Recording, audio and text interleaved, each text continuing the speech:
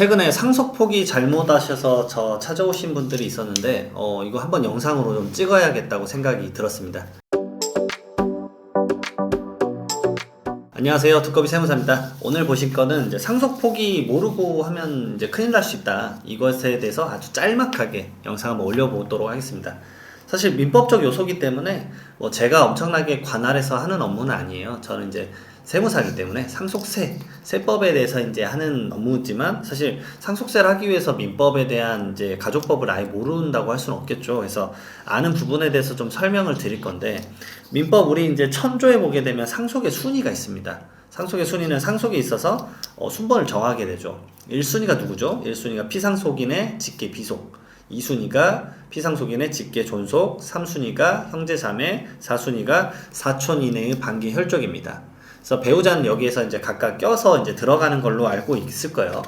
상속이 개시됐을 때 그래서 먼저 판단해야 되는 건 뭐냐면, 제가 많이 강조 드린 바 중에 하나가 있잖아요. 아무리 좀 슬픔에 잠기시고 허망하더라도 3개월 이내에는 좀 정신을 차리셔서 배우자 혹은 이제 피상속인이죠. 결국은 아버지가 되고 어머니가 될 수도 있는데, 피상속인의 재산과 부채를 빨리 파악하셨으면 좋겠다라고 여러 번 말씀을 드렸어요. 왜냐면은 세 가지 선택지인데, 첫 번째로는 모든 재산하고 빚을 그대로 받는 단순 승인이 있어요. 이런 경우가 사실은 일반적이죠. 왜냐면 이제 재산이 사실은 빚보다 더 많은 경우가 많을 테니까. 그래서 이제 이런 경우에는 빚이 재산보다 이제 많지 않기 때문에 본인이 이거 승인을 받았을 때 어차피 재산 가지고 빚을 이제 상기시킬 수 있는 경우예요. 근데 만약 빚이 더 많다 그러면 어떻게 되겠어요? 결국 빚을 갚아야 돼요.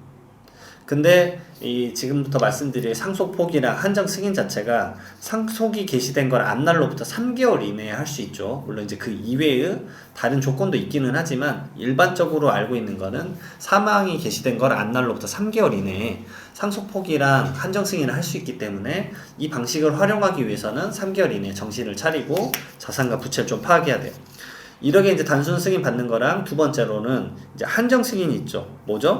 물려받은 재산 내에서만 빚을 갚겠다고 하는 한정 승인이 있어요. 그래서 재산을 정리하고 채권자들에게 이제 균등하게 배분하는 형태를 진행하는 거죠.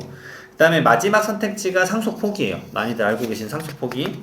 이건 재산하고 빚 나 전부 다 안 받겠다, 아예 그냥 나를 투명인간처럼 봐달라라는 얘기예요. 그러니까 아예 나를 인식하지 마라. 이 상속 포기를 하게 되면 근데 무슨 일이 생기죠? 동순위의 다른 사람들, 그리고 그 다음 순번으로 넘어가게 돼요. 그래서 제가 가정을 하는 게 뭐냐면, 모든 사람들이 상속을 포기를 하면 어느 순간 1순위, 2순위 넘어가고 3순위 갑자기 형제자매한테 나의 이 피상속인 돌아가신 사람 빚을 갚으라라고 갑자기 연락이 올 수도 있다는 거예요. 어떻게 펼쳐지느냐? 실무에선 다 대부분 이렇게 하세요. 이제 상속 재산보다 상속 채무가 더 많다, 빚이 많다라는 걸 빨리 캐치하신 분들은 대부분 이런 형태죠. 배우자랑 자녀 두 분이 있다라고 가정을 해볼게요. 그럼 상속인이 지금 3명이잖아요. 그러면 자녀 두 분은 상속 포기를 하는 거고, 배우자는 한정 승인을 하는 거예요. 그러면 딱 이 세대에서 끝납니다. 2명은 포기했는데 그 아래 세대로 넘어갈 거가 다른 상속인한테 넘어갔기 때문에, 이 배우자가 한정 승인을 받음으로 인해서 나는 내가 갖고 있는 물려받은 재산 내에서만 빚을 딱 갚겠다라고 하고 딱 끝나는 단계가 돼요. 근데 이 3명이 다 상속 포기를 해버렸다라고 하면, 그 다음부터는 번거로운 일이 생기는 거예요. 어떻게 되죠? 이 직계 비속에 손주들이 있다라고 가정을 해볼게요. 말 그대로 돌아가신 분이 아버지고 아들이고 손주가 있으면, 아들 내외가 포기를 했다, 아들이 포기를 했다 그러면 아래 단계인 손주한테 또 나가요. 또 손주가 또 상속 포기를 해요. 그러면 직계 비속이 다 끝났죠? 그럼 어디로 가죠? 이 아버지 위에 그 다음에 그 피상속인의 부모가 있을 수도 있잖아요. 부모로 넘어가고, 그 직계 존속도 없다 그러면 형제자매로 넘어가고, 형제자매도 다 상속 포기를 또 했다 그러면 또 어디로 넘어가죠? 사촌 이내에 반기 혈족으로 가기 때문에 결국은 이 형제 조카까지 갈 수가 있다는 거예요. 이렇게 이제 질질 끌어버리는 상황이 펼쳐지기 때문에 전부 상속을 포기를 해버리면 계속 순번이 넘어가요. 형제자매까지 넘어가고 이래 복잡해지기 때문에, 혹시나 이런 상황이 대비하면 아까 말씀드렸던 대로 상속 포기를 나머지 분들이 하고, 한 분 남으신 분만 한정 승인을 받아서 이걸 또 꼭 끝냈으면 좋겠다.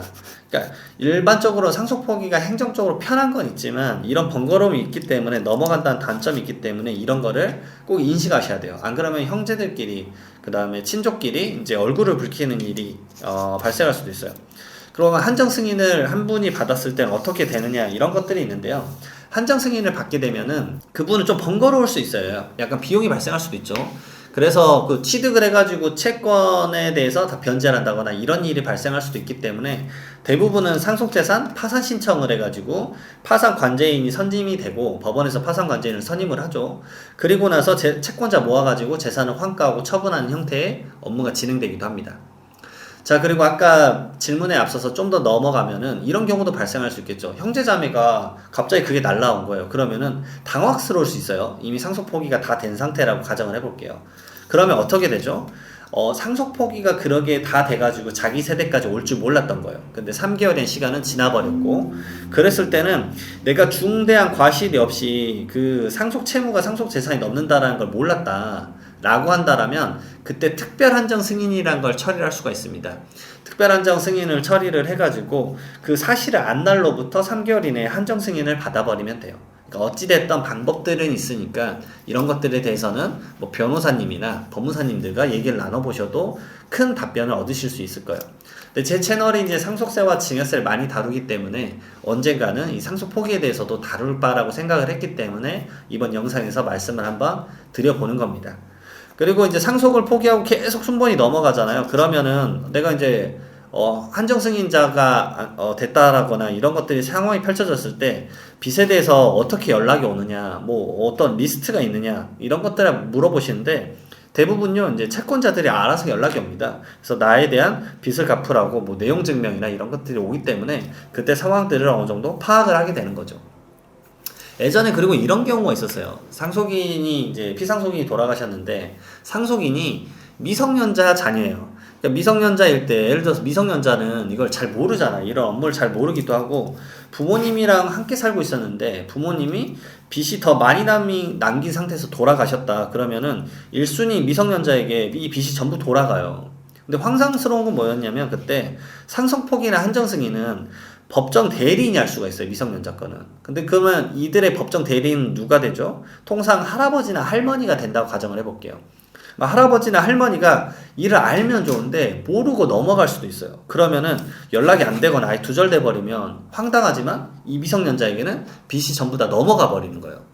그래서 이것에 대해서 너무 억울한 일이 생긴다라고 해가지고 국회에서 입법을 했었고 2022년 12월부터는 미성년자가 이걸 받게 되면은 한정 승인한 것으로 자동으로 봐주는 입법이 생겼습니다. 어찌됐든 지금 이제 상속포기나 한정 승인에 대해서 한번 알아봤고요. 이 영상이 조금이라도 좀 도움이 됐다라고 한다면 구독과 좋아요 좀 부탁드리도록 하겠습니다. 그럼 다음 영상에서 또 찾아뵙도록 하겠습니다. 감사합니다.